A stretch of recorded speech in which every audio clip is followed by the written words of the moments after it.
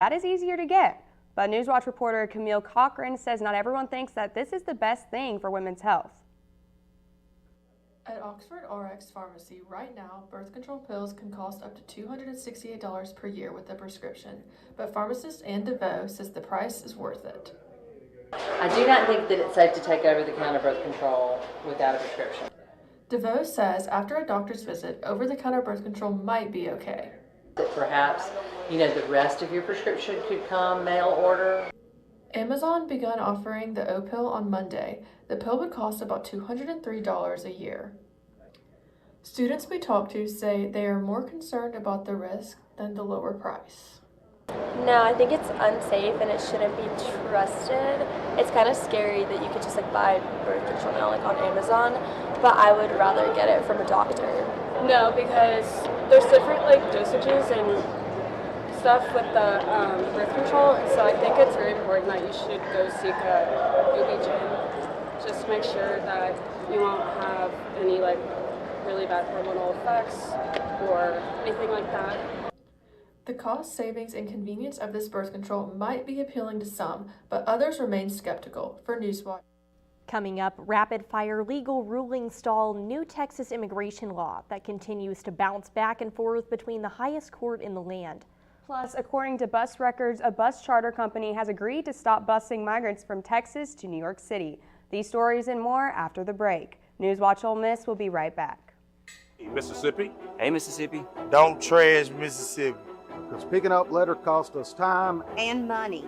MDOT spends $3.2 million a year picking up litter. That's money that could be used to maintain roads and bridges, patch potholes, and focus on improving Mississippi's infrastructure. Please help us help you. We can't do it without you. Don't trash Mississippi. Don't trash Mississippi. All right, I'm in the house. Okay, what do you see? Nothing yet. Hold on. I think I just heard something. I'm heading upstairs. Okay, I am almost there. I'm in the bedroom. Okay. Oh, shit. It's not here. What? The gun's not here. What do you mean? Where is it? Cameron, are you in there? Open the door. Cam! Come on, Cameron. I'm here at the scene of tomorrow's shooting, where a 15-year-old will kill 4 children, 2 adults, and then turn the gun on himself. When the shooting starts happening tomorrow, first I'll probably just think it's firecrackers or a car backfiring or something. He told some of us that his dad kept the gun in his closet, and he always talked about using it on, the people that bullied him. Tomorrow I'll probably say that I wish I told someone. After the shooting, we're gonna feel pretty bad about picking on him, but until then, we'll probably just keep doing it because he's pretty weird. Tomorrow I'll probably point out that something has seemed off with him since the beginning of the school year. And I'm now joined by the officers who will be the first responders tomorrow. What additional details can you share with us? Well, someone is expected to tell us after the shooting that the shooter has been posting on social media about doing this for weeks. So how will you explain the shooting to your daughter? Actually, I won't get to explain it to her because she won't make it. This is Christine Lynn, reporting from the scene of another shooting we'll say we never saw coming.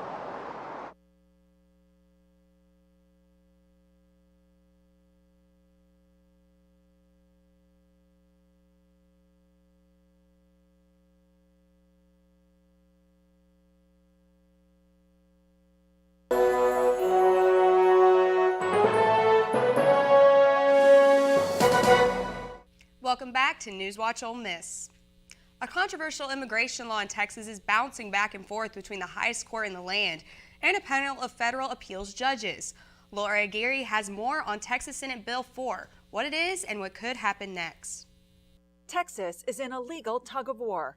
Governor Greg Abbott wants to start enforcing SB 4, the state's new immigration law that he signed last year. It empowers state and local law enforcement to detain people they suspect of entering the U.S. illegally. But it's facing a myriad of legal challenges from the Biden administration and other groups. And while those court battles play out, the U.S. Supreme Court issued a temporary order Tuesday allowing Texas to enforce SB 4. But hours later, A federal appeals court slammed the brakes on that, and the governor pushed back Wednesday. Texas has a right to defend ourselves, and we will use that authority to declare an invasion and fight back against that invasion. No SB4! SB4 has sparked protests, and critics say it greenlights racial profiling. After Tuesday's legal maneuvering, some cities moved quickly to allay those fears. We don't want our deputies making arrests unless somebody has actually committed a crime. It can be just by seeing somebody and the officer thinking that he's not from here and then asking for documents. It doesn't work like that. But exactly how it will work is now back in the hands of the 5th U.S. Circuit Court of Appeals, for now, with the governor, the state, and the eyes of the nation watching.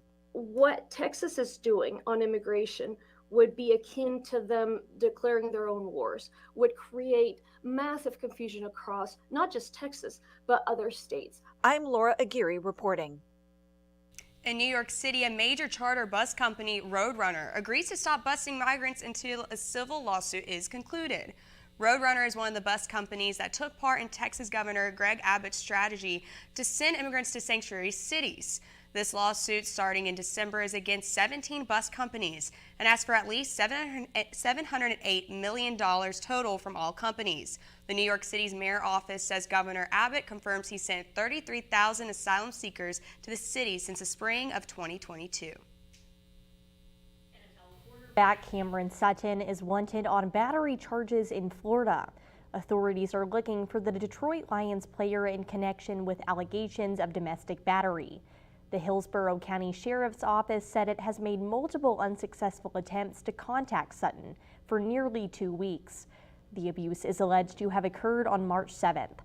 Deputies responded to Sutton's home north of Tampa to find a female victim that was battered and left with bruises to the head, neck, and upper body. Sutton's representative did not immediately respond to a request for comment. And in Texas, an alleged bank robbery crew of 3 minors has been taken into custody. They're being called the Little Rascals. All 3 suspected robbers are under the age of 17, the youngest being just 11 years old. Jessica Willie has more on the story. First times I recall seeing that. The trio, so young the FBI called them Little Rascals last Thursday, releasing photos and guessing they were between the ages of 14 and 18.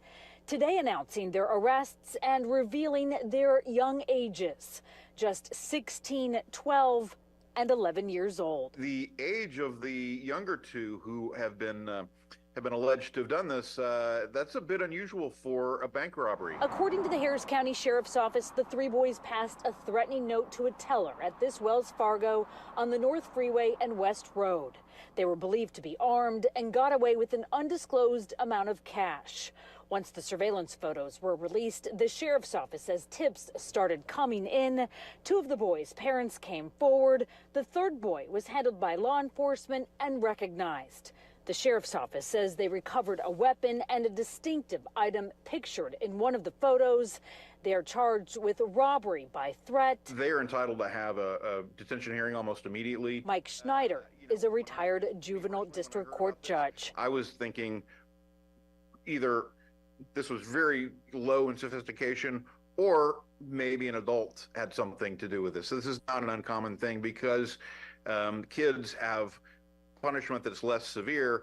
It's not uncommon for adult offenders to get them to commit crimes. Investigators will not say if the boys acted alone. Because they are minors, we are not identifying them. If the allegations are proven true, they could face probation or juvenile prison. Schneider says the goal is rehabilitation. You would certainly want to have someone learn about these consequences before they're an adult. Jessica Willie, ABC 13 Eyewitness News. A Florida day was an unusual day when a gun was found inside a child's lunchbox. Reporter Amber Robb has more. According to a Riviera Beach police report, a teacher at Jackson's daycare was opening up a kid's lunchbox when they saw a gun inside. She then screamed, "Gun!" and another teacher came to help and see if it was real. And it was. That's when they called police. And when officers arrived, they found a 9mm Glock 43 handgun. And parents are stunned. That's just terrifying for the other parents and for anybody at school, at daycare. Scary. It's scary. I mean,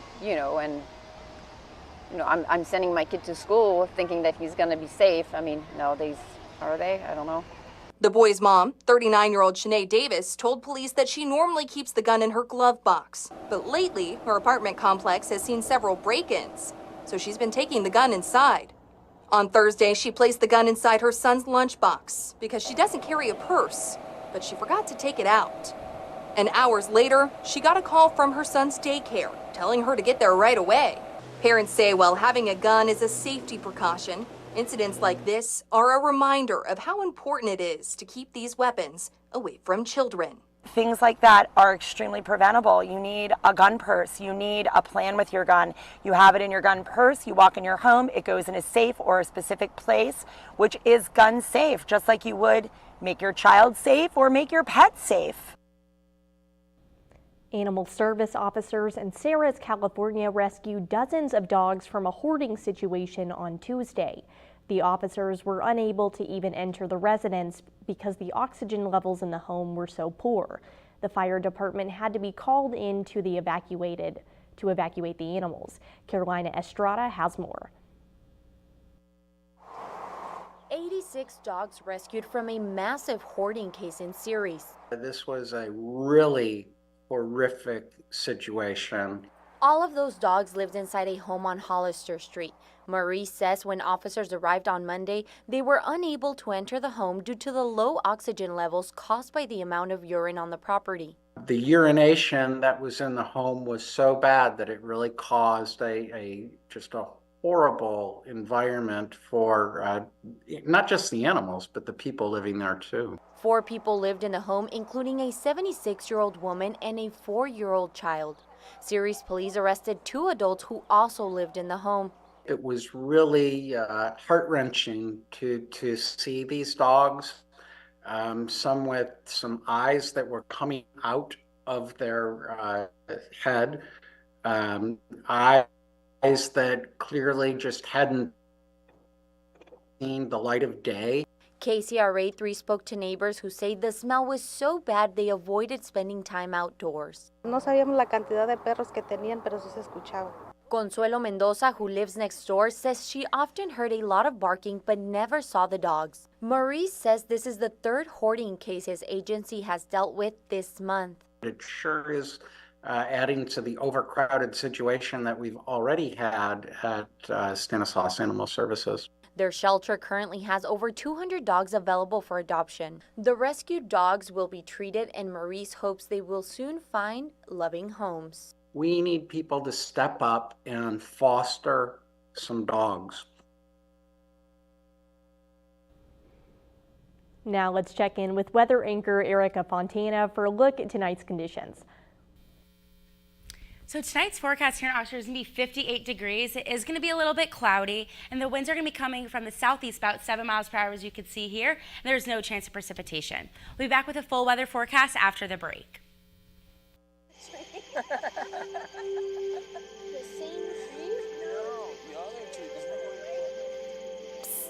They're coming. Places, everybody. Is my light bright enough? You're such a glow-off. Well, you know. And lights. Come alive with the forest. Visit discovertheforest.org to find a forest near you. The family's visit to the forest inspired a beautiful question. Mother, mother, am I a tree? You tell me to stand tall. The trees stand tall. Mother, mother, you tell me to stay rooted.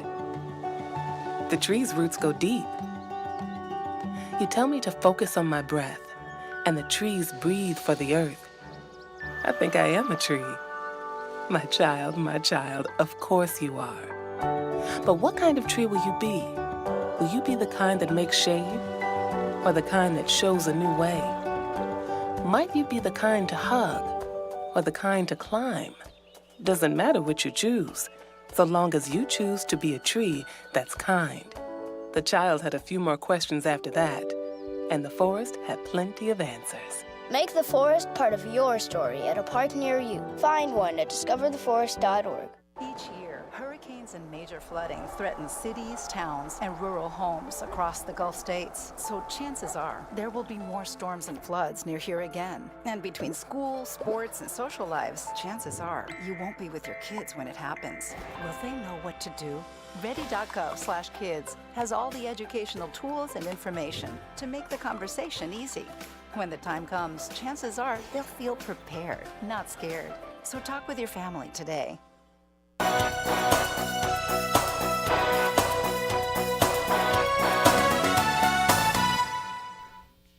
Welcome back. So tonight it's going to be 44 degrees, partly cloudy, southwest winds 5 miles per hour, and again, no chance of rain. And right now in Oxford, it's 73 degrees, perfect temperature if you want to get outside, go for a walk. Winds are minimal, about northwest, 9 miles per hour, no chance of rain.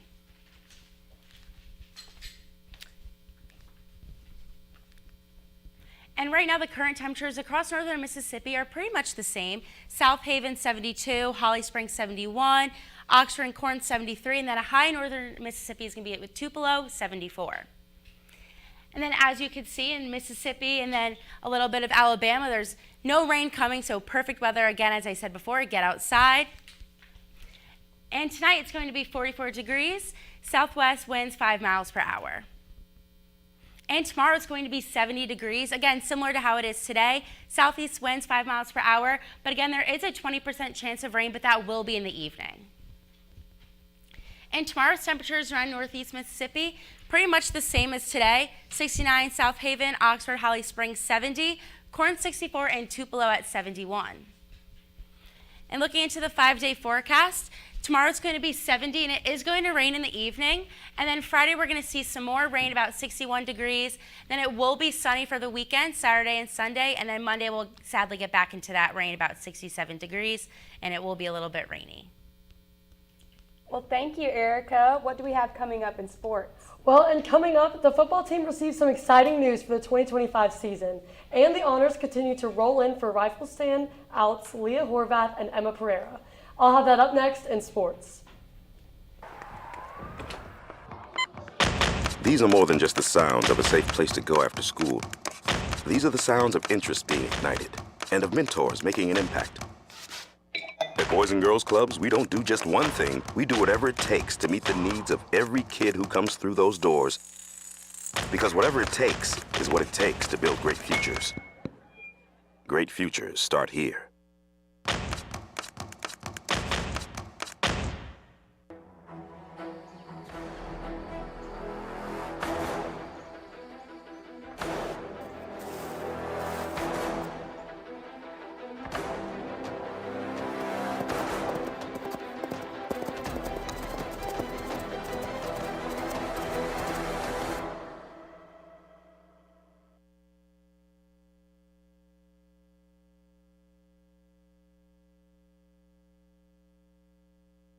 Do you love sports? Then you should know about STEM. Because maximizing nutrition, analyzing peak muscle performance, calculating the perfect shot, and more are all made possible by science, technology, engineering, and math. In fact, there are more careers than ever in sports science. So if you have a passion for sports, then think about getting involved in STEM and improve everyone's game on and off the field. Get inspired at SheCanSTEM.com.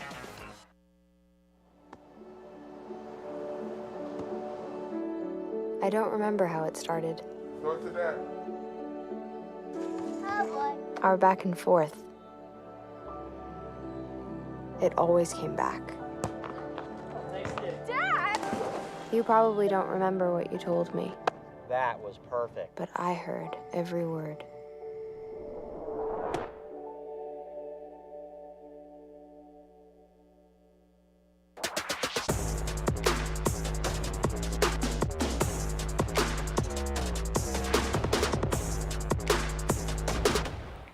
Welcome back. I'm Callie Ignatius with Sports Watch. Ole Miss football has received its SEC opponent assignments for the 2025 season as unveiled by the conference on Wednesday. We'll be playing the same foes as the 2024 campaign with home and road matchups reversed. Next season, the Rebels will be hosting Arkansas, Florida, LSU, and South Carolina, and will be traveling to Georgia, Kentucky, Mississippi State, and Oklahoma. Ole Miss's home schedule will feature the first trips to Oxford since 2020 for both Florida and South Carolina. With the opponent assignments released, the full schedule of dates and games will be announced at a later time. And after guiding Ole Miss to 7th place to finish at the 2024 NCAA Rifle Championships, Leah Horvath and Emma Pereira were recognized by the College Rifle Coaches Association with small bore and All-American honorable mention honors. The duo averaged the top 2 scores on the team and helped Ole Miss average a 2,337.2 on the year in the Disciple, which is the 7th best mark in the country. This accomplishment, Horvath and Pereira, will mark the 5th consecutive season that a member of the Ole Miss rifle team has received All-American honors. And that's all I've got for sports. Be sure to follow us on X at rebel_watch for the latest sports updates. NewsWatch Ole Miss will be right back. They call me Prince like I'm royalty or something. But the places I've lived ain't no palaces. So I don't need grilled salmon or a new scratching post. Just give me a cardboard box and a can of tuna and we're good. You can even change my name. I'm cool being the kitty formerly known as Prince.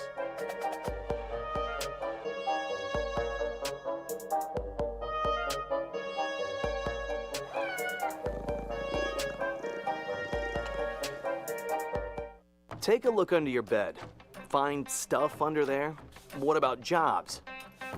No? Now try your closet. Still no jobs? Just more stuff?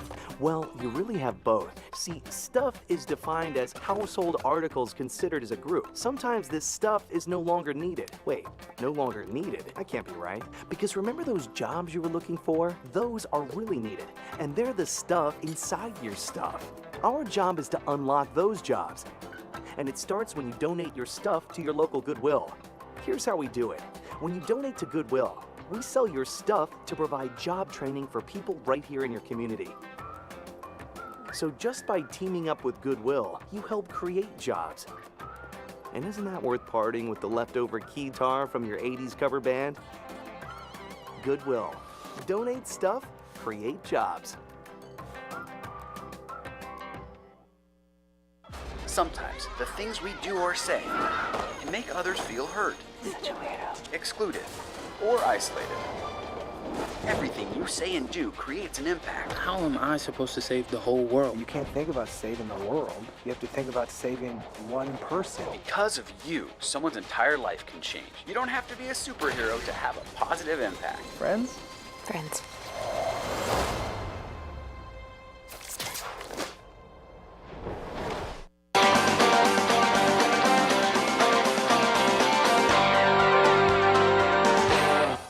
Welcome back to NewsWatch Ole Miss. Smashing the previous Ole Miss women's basketball attendance record at the SJB Pavilion, women's sports is greater than ever. According to Google Trends, searches for the March Madness brackets has the women beating the men's searches by 52 to 48%. NewsWatch Ole Miss reporter Jason Kern reports on the upcoming first round of March Madness.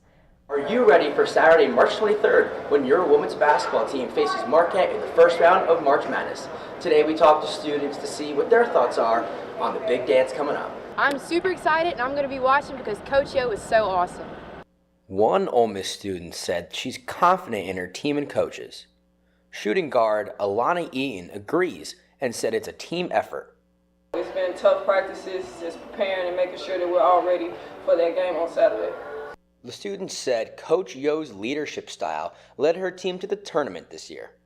Just the way that she's able to get people energized and get people ready for the game, and just the legacy that she has, like she's just such an amazing coach. Sweet 16 memories weigh heavily on Eaton's mind, but says they need to take it game by game. We made it to the Sweet 16 last year. It was a very fortunate thing to do. Once you make it there, you want to see more. So we'll take it one game at a time, but obviously to do better in the Sweet 16 is the ultimate goal this year. You can watch the game on March 23rd at 3:45 p.m. on ESPNU. Are you ready? Tune in tomorrow. I'm Juliana Jackson. And I'm Reagan Settle with your latest news. NewsWatch Ole Miss, where we keep it live and keep it local.